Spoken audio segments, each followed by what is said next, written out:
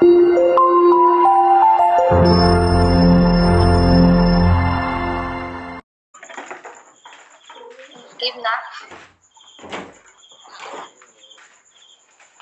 This is what we're going to discuss for today about Region 11 in this our topic for now on.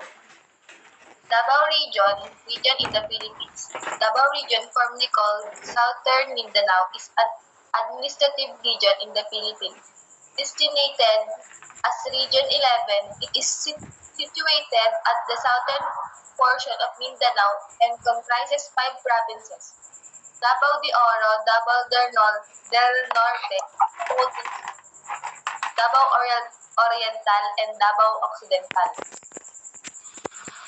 There are cities in the region: Panabo Island Garden City of Samal and Tagum City, which are in Davao del Norte, while Vigos City in Davao del Sur. The region urban center, Davao City, is one of the largest city in the world in terms of land area. At northern portion of the province are the adjoining province of Compostela Valley, Davao del Norte, and Davao Oriental. The only province to the south of Davao City is Davao del Sur. Davao Region, total land area, 2,714,059 hectares is predominantly mountainous and marked with valley and hills. The region's highest mountain range, Mount Apo, is also the highest peak in the country, as described in Ernesto Corsino's book, Davao: An Introduction to History. The tribe that could be found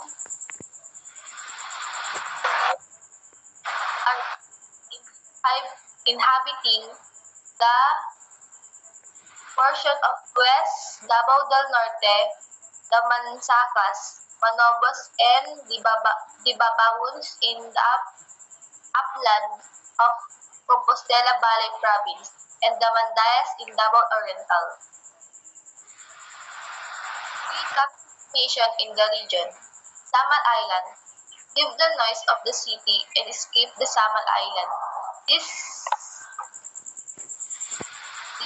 of paradise is often to go to destination of travelers exploring this part of the country. This island has a mix of attraction that one itinerary, a beautiful place to relax and unwind. The falls may be too developed for some, but it still has its natural charm. Jump off one of the tires into the pool, go swimming, or take photos. Mount Apo, highest in the Philippines. Trip to Davao City is not complete without a visit to the King of the Philippines peak of Mount Apo. Mount Apo is on top the list of the highest mountain in Southeast Asia and it has an elevation of 10,311 feet. 111 feet before reaching the top of Mount Apo. There is a crater lake naturally created by volcanic activity. Wine at Malagos Garden Resort and Chocolate Museum. Sinorkat ko na. Masyado mahaba. Sige, ako na next. One of the best attractions in Davao is the Malagos Garden. It's a 12-hectare Davao nature theme park and is a one-stop destination for travelers wanting to enjoy the environment and at the same time find refuge in the serenity of the area. You can encounter bird species that you can use your 2 fingers as you communicate directly with them at the bird feeding dome.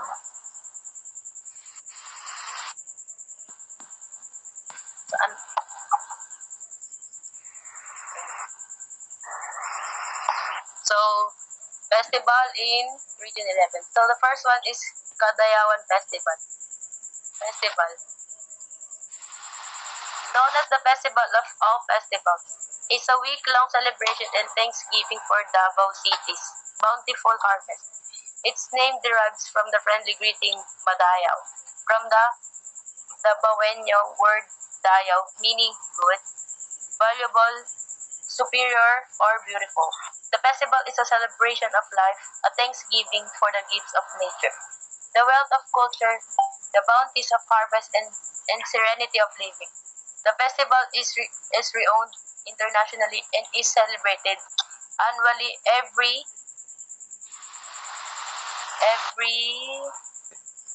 every third week of August. The activity culminates with its colorful grand floral parade of mobile floats full of real and fresh flowers and the festive dancing in the streets.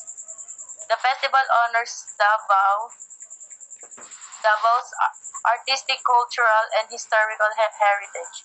Its past personified by the ancestral lumad, its people as they celebrate on the streets, and its floral industry as its representatives parade in full regalia in thanksgiving for the blessing granted on the city. A celebration that interfaces three aspects: tribal, industrial, arts, and entertainment. The, fest- the festivities and and and exhibits and wala, wala.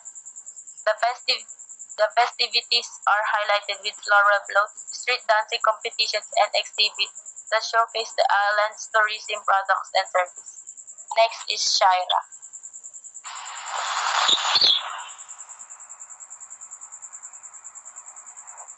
Languages: Cebuano, Mandaya, Calagan, Yangan, Libabawon, Tagabawa, Mansaka, Sangirese, Obo,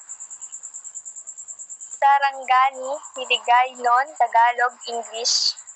Dabawenyo is a language of the Davao region of Mindanao in the Philippines. According to source 1977, it is a native Mansakan language influenced by Cebuano and Tagalog. Religion: the islands registered a total population of 24,135,775 as of the 2015 census of population. Roman Catholic and Islam are the two religions most widely spread across Mindanao. These two denominations together cover the religious appellation of more than half of the island's population.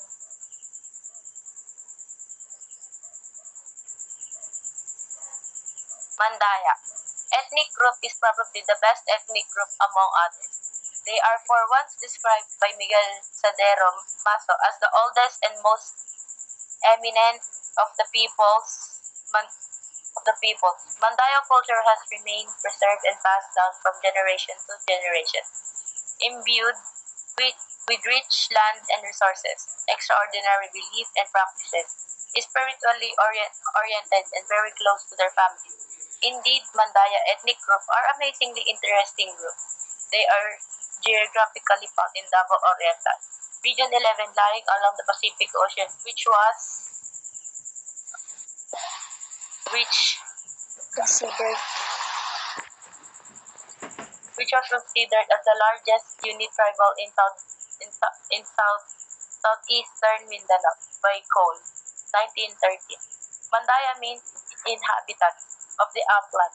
Aside from the culture and practices of these people, after being converted into Christianity during the Spanish colonization of the Philippines, they are known to be religiously rich, although they have belief systems such as indigenous beliefs in the absence of Christianity before. Politics, traditional governance, and economy are some aspects that these people have developed through many other influences from neo-political and economic systems. But But what was point of interest here is their preserved art and culture that made them an impressive and wonderful group. Next is Atasha. Culture footage weaving. There are Mandaya story passed down regarding with the Dagmay. Its legend proves how tough it is to weave the fibers that why weavers of Dagmay are dreamers naturally and figuratively speaking. Dagmay comes from the weaver's encounter in a dream, a revelation from the goddess Engyam ancestor that bestowed there a sacred, the geometric design of man and crocodile tail tell about the historical narrative and aspiration of Mandaya people. The Mandaya, aside from the Ticuli, are the most fashionable group in the Philippines. Dagmay and Abaca, hand-woven cloth is the most popular material culture. These are handmade clothes, ornamented with the handmade jewelry and accessories. Men clothing, the gum, either a long sleeve or three-fourth in length, collarless jacket with open front down to the hip line used by men with a pair of pantot, short pants. The pocketless blue trouser tucked on the hip line, tapering down to the knees is guided by a braided abaca belt butt embroidered with knitted threads of red, blue, yellow, and white with the embellishment down with the same geometric design. Upon going out, these worn together with fashionable hat, namely sal salakob and kalo paired with nito bracelet. Women's clothing, the bado, blouse or collarless jacket is red with the contrasting fabric accent, either blue or black color, adorned with geometric design of thread and beads at the back, front, and sleeve. It is paired with the dagmay skirt, lovely tabular form pleated on one side and held by a thin brown capis or a braided abacus stripes. Tadyong is their casual clothing, tabulat shirt. For older women, saya is the younger girls, but traditionally, Mandaya girls wear a boki, finely cut polished coconut shell tied with interlaced cappies to the waistband. She can stop wearing when she reaches a marriageable age or as young adult. Traditional Mandaya house. Malay. A traditional house of the Mandaya is a rectangular structure built on stilts at least at 5 feet high is usually occupied by two or three families.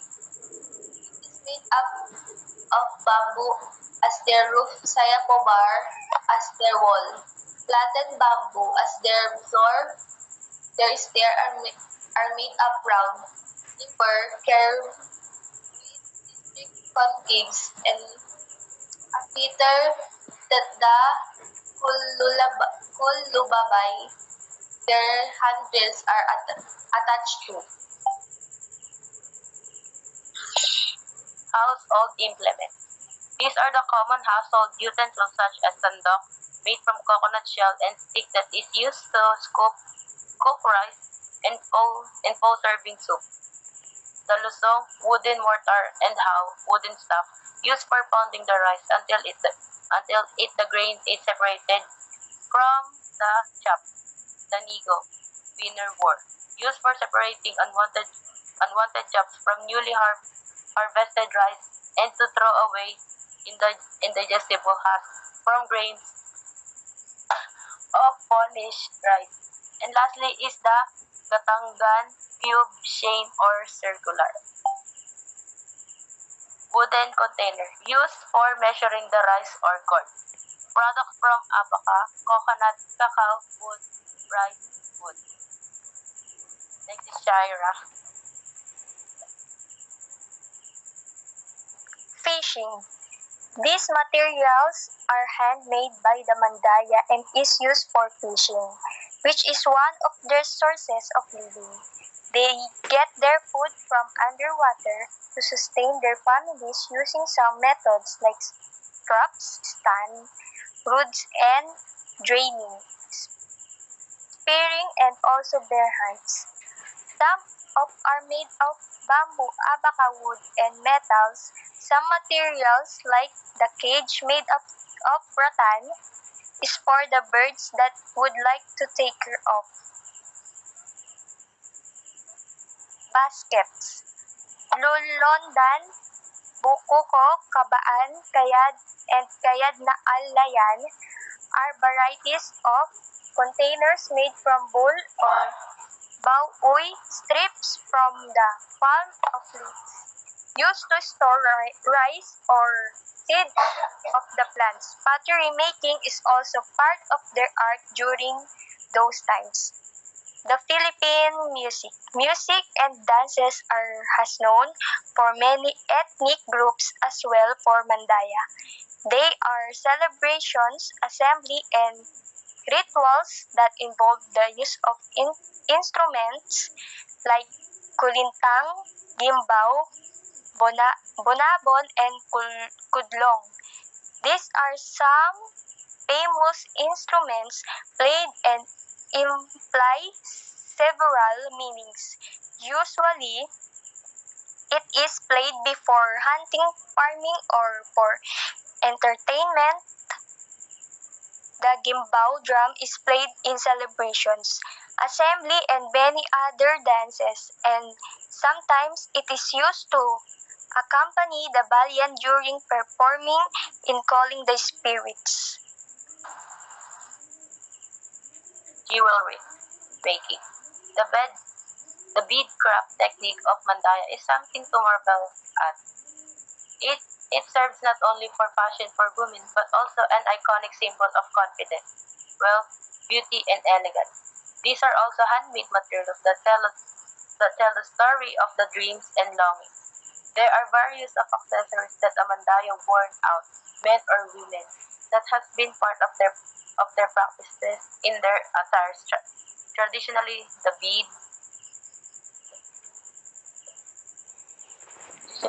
works are red, yellow, white, and black. These materials comes from the synthetic bead, teeth, and tusks to the skulls and bones of animals, from wood and seeds of plants to the shell.